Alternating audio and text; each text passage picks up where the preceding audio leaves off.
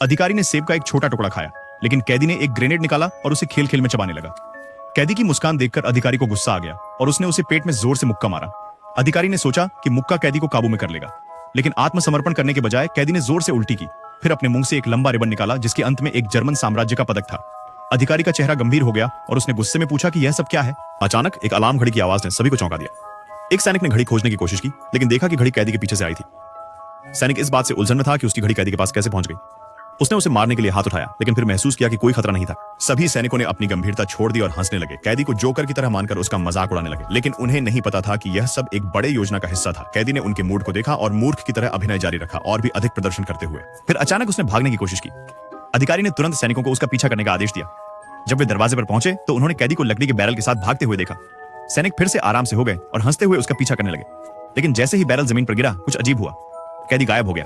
सैनिक घबरा गए और हर जगह खोजने लगे, लेकिन उसे नहीं ढूंढ पाए। फिर उन्होंने पास में एक बिल्ली की म्याऊं सुनी।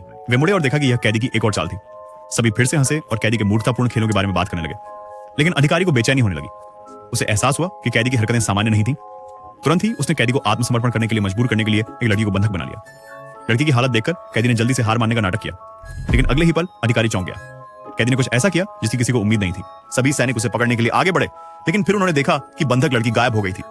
अधिकारी ने सैनिकों को सतर्क रहने के लिए चिल्लाया, लेकिन तब तक बहुत देर हो चुकी थी। अचानक गोलियों की बारिश हुई और सभी जर्मन सैनिक मारे गए। केवल एक सैनिक बचा जो अपने चारों ओर के शवों को देखकर स्तब्ध था। उसने राहत की गहरी सांस ली, लेकिन फिर कुछ और डरावना हुआ। कैदी, जिसे मरा हुआ समझा गया था, धीरे धीरे खड़ा हो गया। उसने शांति से अपना हाथ उठाया और अगले ही पल